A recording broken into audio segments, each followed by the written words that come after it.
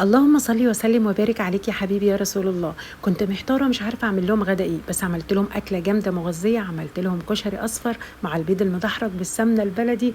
طلع مفلفل كشري اسكندراني خطير. هقول لك السر: في ربع معلقه تحطيها على الكشري الاصفر يطلع معاكي كهرمان خطير يا جماعه. طول عمرنا بنعمله غلط، النهارده جايبه لك الطريقه الصح.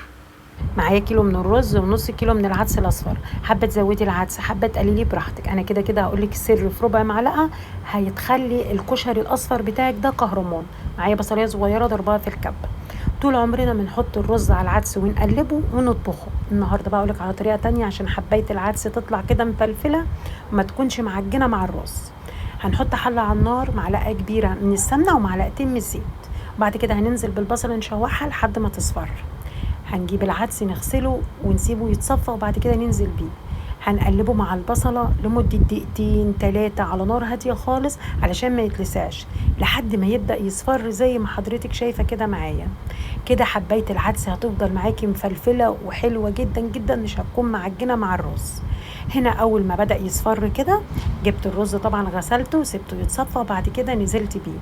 بقلبهم مع بعض على نار هاديه خالص. خلي حاجتك كلها على نار هاديه عشان تطلع طعمها حلو.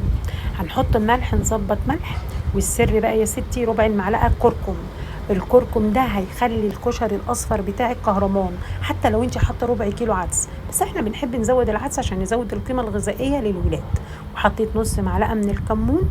بقلب الكلام ده كله مع بعضه وبعد كده بنزل بالميه المغليه. ولازم نحط ميه مغليه. هنا الميه، كميه الميه تغطي بس الرز والعدس، مش عايزين نزود اكتر من كده عشان ما تعجنش.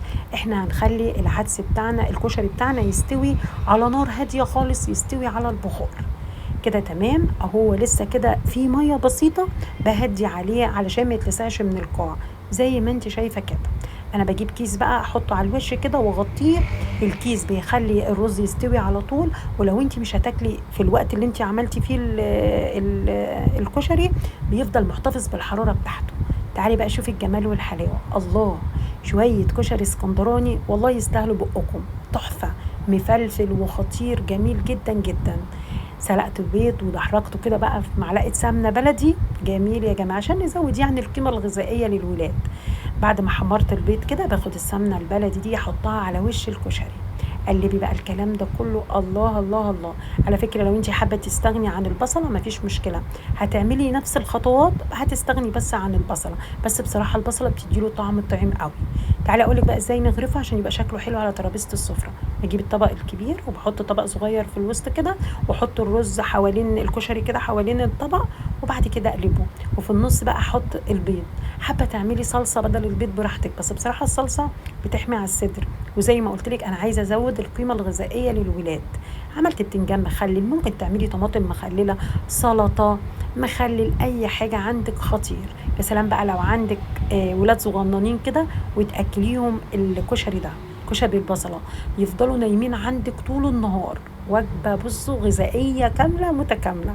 كده الوصفه خلصت. ما تنسيش بقى لايك وشير وسبسكرايب وتفعلي الجرس عشان يوصلك كل جديد.